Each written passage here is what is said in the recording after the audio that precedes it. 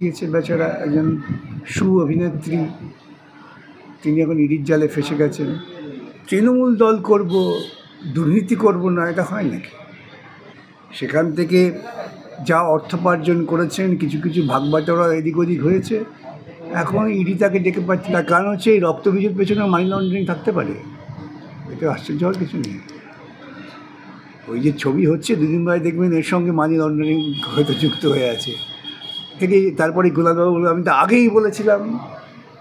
এটা ব্রাত্য বসু অনেক চালাক লোক, তো উনি এটা দিয়ে বুঝিয়ে দিলেন যে বিগত দিনের সব পরীক্ষা যা দুর্নীতি হয়েছে মুখ্যমন্ত্রীর জন্যই হয়েছে। তখনও মুখ্যমন্ত্রী অভিভাবিকা ছিলেন, বন্ধুরা মনে করেছিলেন এই সবটা হচ্ছে বিকাশ রঞ্জন ভট্টাচার্যের দুষ্টুমি।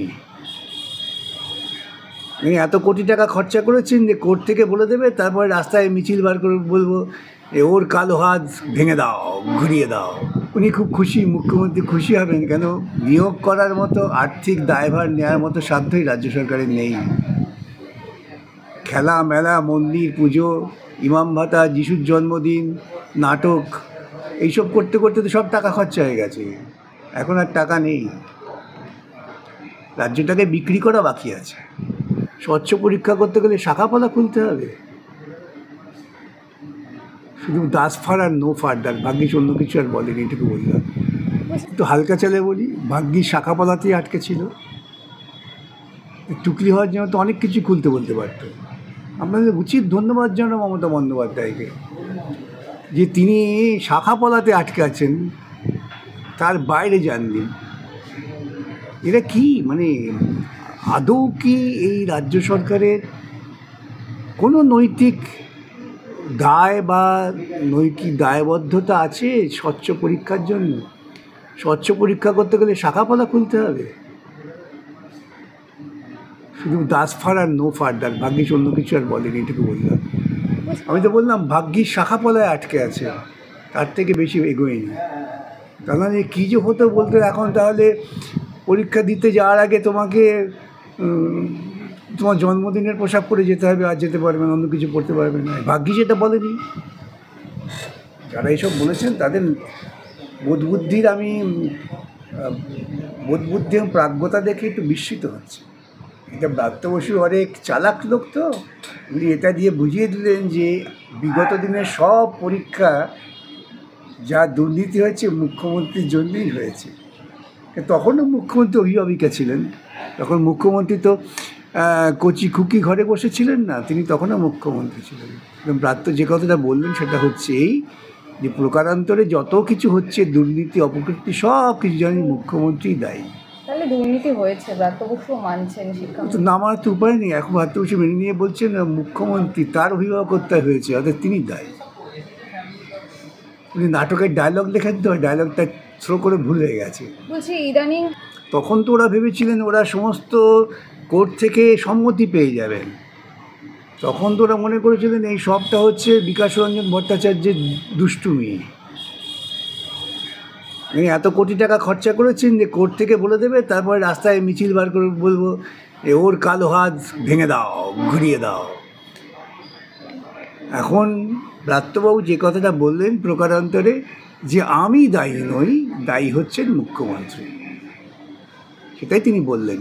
এবং মুখ্যমন্ত্রী কেন করছেন না, আপনি দেখেন যখন গণ্ডগোল আবার বেরোবে, কারণ এখন বিভিন্ন পরীক্ষার্থীরা তারা বেরিয়ে যে সমস্ত কথাবার্তা বলছেন, সেটাও তো দুর্নীতির একটা নতুন পর্দা ফাঁস হবে। তখন মুখ্যমন্ত্রী বললেন আমি জানতাম না তো এসব হয়েছে।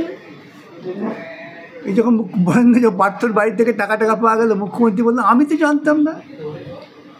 এরপরে উনি বললেন আমি তো জানতাম না, সব ব্রাত্য জানতো। তার কারণ হচ্ছে শিক্ষামন্ত্রী যারা দুর্নীতি করেছেন, বিরোধীরা মামলা করবে, মামলা করলে আটকে যাবে। উনি খুব খুশি, মুখ্যমন্ত্রী খুশি হবেন কেন? নিয়োগ করার মতো আর্থিক দায়ভার নেওয়ার মতো সাধ্যই রাজ্য সরকারের নেই। খেলা মেলা, মন্দির পুজো, ইমাম ভাতা, যিশুর জন্মদিন, নাটক, এইসব করতে করতে তো সব টাকা খরচা হয়ে গেছে। এখন আর টাকা নেই, রাজ্যটাকে বিক্রি করা বাকি আছে। বাস্তবভাবে উনি জানেন, কেন ওদের পরিকল্পনাতেই হয়েছে, তাই উনি আগাম বলে দিচ্ছেন যে মামলা হোক। মামলা হলে এই দুর্নীতি হচ্ছে আটকে যাবে, আটকে গেলেই চাকরি দিতে হবে না। তখন তিনি বলবেন এইসব স্কুলগুলো উঠে যাক, প্রাইভেট স্কুল চলবে। পার্থবাবু যেমন ওর জামাইয়ের নামে না কার নামে একটা প্রাইভেট কলেজ, ওর স্ত্রীর নামে প্রাইভেট কলেজ করেছেন, কোথায় মেদিনীপুরে না কোথায়। ব্রাত্যবাবু হয়তো এরকম কিছু করেছেন, কিংবা ওর পরিচিত বন্ধুবান্ধব হয়তো এসব চালাচ্ছে। তাদের কী করে পরিপুষ্ট করা যায় সেই চেষ্টা। তৃণমূল দল করব, দুর্নীতি করব না, এটা হয় নাকি? তৃণমূল দলে গেছেন, দুর্নীতির সঙ্গে যুক্ত হয়েছেন, সেখান থেকে যা অর্থোপার্জন করেছেন, কিছু কিছু ভাগবাটোয়ারা এদিক ওদিক হয়েছে। এখন ইডি তাকে ডেকে পাঠিয়েছে, বেচারা একজন অভিনেত্রী, তিনি এখন ইডির জালে ফেসে গেছেন। এতদিনও ধারণা ছিল আমার দিদি, তিনি সর্বক্ষমতা সম্পন্না, নাই অগ্নিকন্যা, কেউ কিছু করতে পারবে না, এখন ফেসে গেছে। তার কারণ হচ্ছে এই রক্তবীজের পেছনে মানি লন্ডারিং থাকতে পারে, এটা আশ্চর্য হওয়ার কিছু নেই। ওই যে ছবি হচ্ছে দুদিন পরে দেখবেন এর সঙ্গে মানি লন্ডারিং হয়তো যুক্ত হয়ে আছে, তখন ইডি আবার ঝাঁপিয়ে পড়বেন। ওতে কুণালবাবু আগে থেকেই, তারপরে কুণালবাবু বলবেন আমি তো আগেই বলেছিলাম। সব এরা তো কেউ রাজনৈতিক কর্মী নয়, এরা হচ্ছে সব ভাতা পেয়ে, ভাতা নয় বেতন পাওয়া চাকুরিজীবীদের সম্পদ। তৃণমূলের মুখপাত্র তিনি। তৃণমূল মুখপাত্র কী হয়েছে? তাকে দেখলেন না, দুদিন আগে তাড়িয়ে দিয়েছিল, কান্নাকাটি করলেন, তারপর আবার তাকে ফিরিয়ে নিল।